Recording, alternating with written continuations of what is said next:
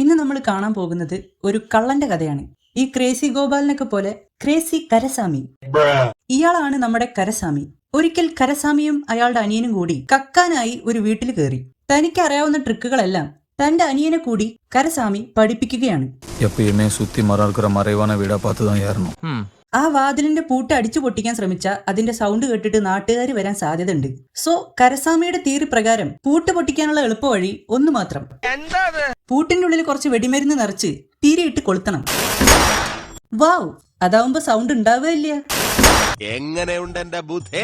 കൊണ്ടുപോയി ഉപ്പിലിട്ട് വെക്ക്. കരസാമിയും അനിയനും അങ്ങനെ ലോക്കർ തുറന്ന് പണവും സ്വർണവും എല്ലാം അടിച്ചു മാറ്റി. പക്ഷേ അപ്പോഴേക്കും ആ വീട്ടുകാർ തിരിച്ചു വന്നു. ഇനി ഇവിടുന്ന് എങ്ങനെ രക്ഷപ്പെടണം എന്നുള്ളത് കരസാമി നമുക്ക് കാണിച്ചു തരും.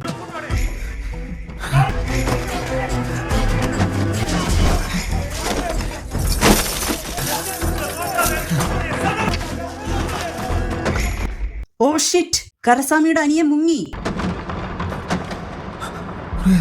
മുരുകേസനൊക്കെ അടുത്ത പഞ്ചായത്തിൽ എത്തി ചേട്ടാ. എങ്ങനെ കക്കണം എന്ന് പഠിപ്പിച്ചു കൊടുത്ത കരസാമിക്ക് എങ്ങനെ അവിടുന്ന് മുങ്ങണം എന്നുള്ളത് കരസാമിയുടെ അനിയൻ പഠിപ്പിച്ചു കൊടുക്കുകയാണ്.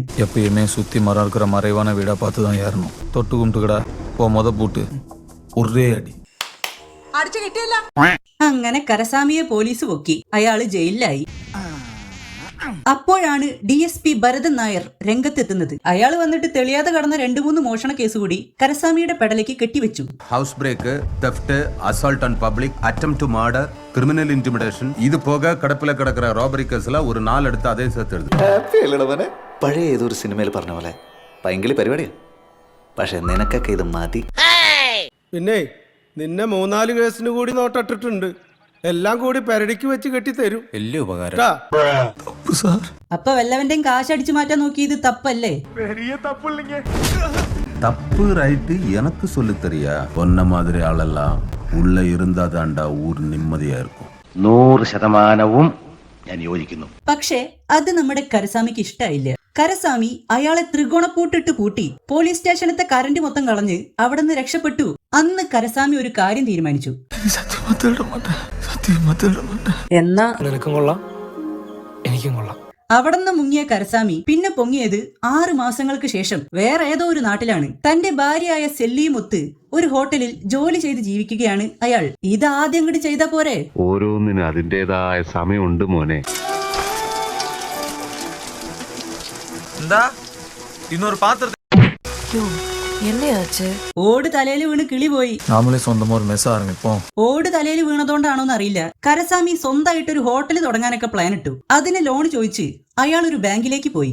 അപ്പോഴാണ് സ്വന്തമായിട്ട് സ്ഥലമോ വീടോ എന്തെങ്കിലും ഈട് വെക്കാനുണ്ടെങ്കിൽ മാത്രമേ ബാങ്ക് ലോൺ തരുള്ളൂ എന്ന കാര്യം അയാൾ മനസ്സിലാക്കുന്നത്. ഞങ്ങൾക്കൊരു 10 ലക്ഷം റുപ്യ ലോൺ വേണം. ആദ്യം അതിന് അപേക്ഷിക്കണം. ആണോ? നീ ചെല്ല്, എങ്ങനെങ്കിലും ഞങ്ങൾക്ക് കുറച്ച് ലോണ് ഇവിടുന്ന് ഈ ബാങ്കിന് തരണം. അതല്ലടോ, വീടിന്റെ ആധാരവും ഡോക്യുമെന്റ്സ് ഒക്കെ വേണം. സോ കരസാമി എന്ത് ചെയ്തു? അയാൾ നേരെ തന്റെ അച്ഛന്റെ അമ്മയുടെ അടുത്തേക്ക് പോയി. ഏയ്, അവരോടുള്ള സ്നേഹം കൊണ്ടൊന്നല്ലാട്ടോ, തെറ്റിദ്ധരിക്കണ്ട. അവിടെ അച്ഛന്റെ പേരിൽ 8 ഏക്കർ സ്ഥലം കിടക്കണ്ടേ, എന്തിനാ വെറുതെ കളയണ്? ஊர்ல 8 ஏக்கர் நிலம் உந்தையா. A few moments later. நான் என் தாய் மாமனை தான் பார்க்க போறேன். என் மேல பாசமா இருப்பாப்புல. തായ്മാമന്റെ പാസം കണ്ട് കരസാമിയുടെ കണ്ണ് നിറഞ്ഞു. ഇവിടെ വെച്ചാണ് നമ്മൾ മറ്റൊരു സത്യം മനസ്സിലാക്കുന്നത്. ഈ കരസാമി ചെറുപ്പത്തിൽ അയാളുടെ അച്ഛന്റെ സമ്പാദ്യമൊക്കെ അടിച്ചു മാറ്റി നാട് വിട്ടു പോയവനാണ്. അപ്പം കിട്ടുന്ന തിരിടിട്ട് പോണ കാശ് തിരുപ്പി കൊടുക്ക വന്നിരിക്കാ. അത് ശരി. അന്വേഷിച്ചു പോയ ഇനി എന്തൊക്കെ കിട്ടും. ഇപ്പൊ എതുക്ക് വന്നേന്നൊക്കെ ചോദിച്ചാ ആ സ്ഥലം വിൽക്കാൻ, അല്ലാതെ എന്തിനാ? മുദ്രപത്രത്തിൽ ഒപ്പിടാൻ വേണ്ടിട്ടായിരിക്കും അല്ലേടാ മോനെ അവന്റെ ഒരു സ്നേഹം. തായ്മാമന്റെ പാസം കണ്ട് കണ്ണ് നിറഞ്ഞതുകൊണ്ട് ഇനി അച്ഛന്റെ പാസം കൂടി താങ്ങാനുള്ള ശേഷിയില്ല എന്ന് മനസ്സിലാക്കിയ കരസാമി തിരിച്ച് വീട്ടിലേക്ക് വണ്ടി കയറി. പക്ഷെ ദേ ബസ്സിൽ അച്ഛൻ. നോക്കുമ്പോ അച്ഛന് കരസാമിയോട് ദേഷ്യമൊന്നുമില്ല കേട്ടോ. അങ്ങനെ കരസാമി അച്ഛനോട് സ്ഥലം വിൽക്കുന്നതിനെ പറ്റി സംസാരിക്കാൻ തുടങ്ങുകയാണ്. ഇനി എങ്ങനെയാണ് ഒരു ചാക്ക ഏറ്റേണ്ടതെന്ന് കരസാമിയുടെ അച്ഛൻ നമുക്ക് കാണിച്ചു തരും. தோல்ல வாங்கிக்க. இப்ப லேசா குனிஞ்சு பௌத்த இருக்கிட்டு தூக்கு. இப்ப நல்லா தூக்கி போடு. സാറേ, ഇതൊക്കെയാണോ നമ്മളിപ്പോ ഇവിടെ ചർച്ച ചെയ്യേണ്ടത്? ശരി ശരി. എല്ലാം മുട്ടിയെ മാത്തരിയാ.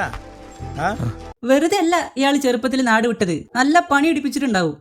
ചാക്ക് മുഴുവനും ഏറ്റിക്കഴിഞ്ഞ ശേഷമാണ് കരസാമിക്ക് ഒരു കാര്യം മനസ്സിലായത്. സ്ഥലത്തിന്റെ ആധാരം ബാങ്കില് പണയത്തിലാണ്.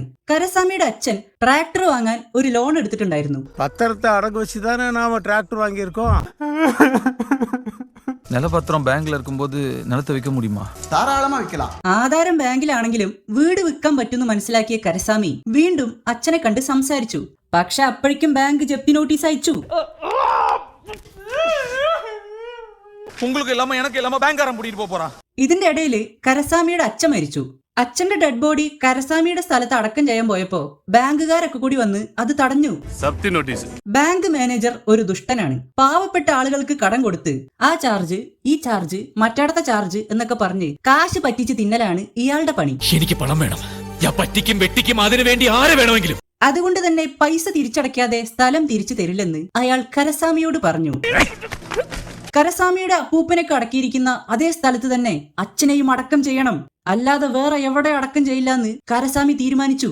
സോ കരസാമി തന്റെ അച്ഛന്റെ ഡെഡ് ബോഡി റോട്ടിലിട്ടു. ഞാൻ നിന്റെ ആരാന്നറിയോ? അത് മറക്കരുത്. അങ്ങനെ അനാഥ ശവം എന്നൊക്കെ പറഞ്ഞ് ഡെഡ് ബോഡി ആൾക്കാരൊക്കെ കൂടി ഏതോ ഹോസ്പിറ്റലിലേക്ക് കൊണ്ടുപോയി. 7 ദിവസം സമയമുണ്ട്. അതിനുള്ളിൽ കാശ് തിരിച്ചടച്ച് സ്ഥലം തിരിച്ചു പിടിച്ച് അച്ഛനെ അടക്കം ചെയ്യണം. അതാണ് പ്ലാൻ. അങ്ങനെ കാശിനു വേണ്ടി കരസാമി വീണ്ടും കക്കാനിറങ്ങി.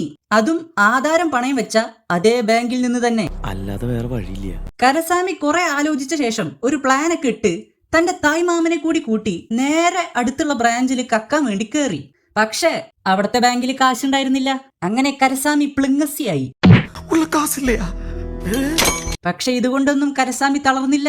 അടുത്ത ദിവസം ഒന്നുകൂടി പ്ലാൻ ചെയ്ത് അയാള് അതേ ബാങ്കിന്റെ വേറെ ബ്രാഞ്ചിൽ കക്കാൻ കയറി. അതും രാവിലെ. കിട്ടിയൊന്നും പോരെ.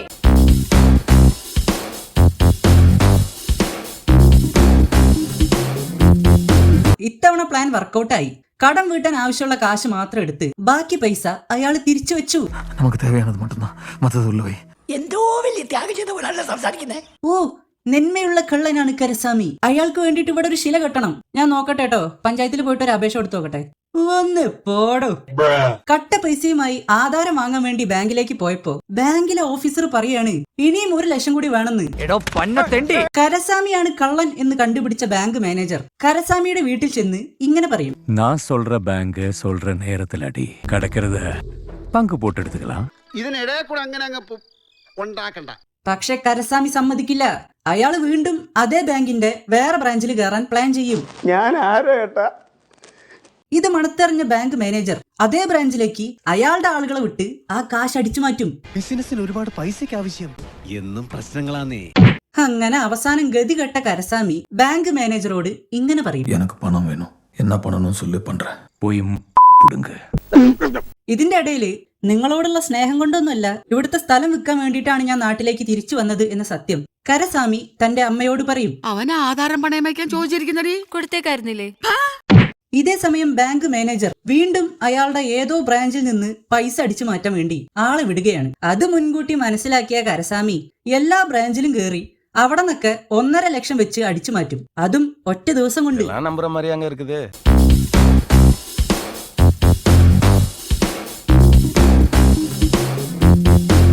வீட்டுல என்ன சமையல்? மத்த குழம்பும் அவருக்கா பொரியலும் சார். ஜானகி പുളിയോദര സാർ.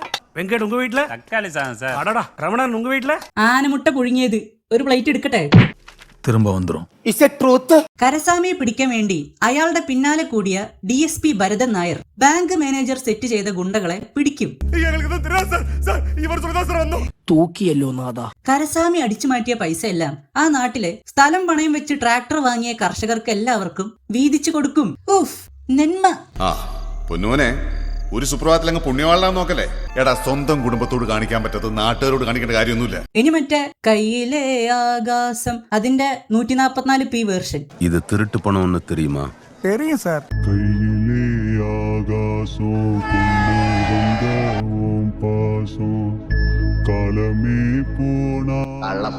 കരസാമിയെ പിടിക്കാൻ വേണ്ടി വന്ന ഭരതൻ നായർ പെട്ടെന്ന് നല്ലവനായിട്ട് മാറും. ഒന്നാലதான் ஊரே நிம்மதியா இருக்கு.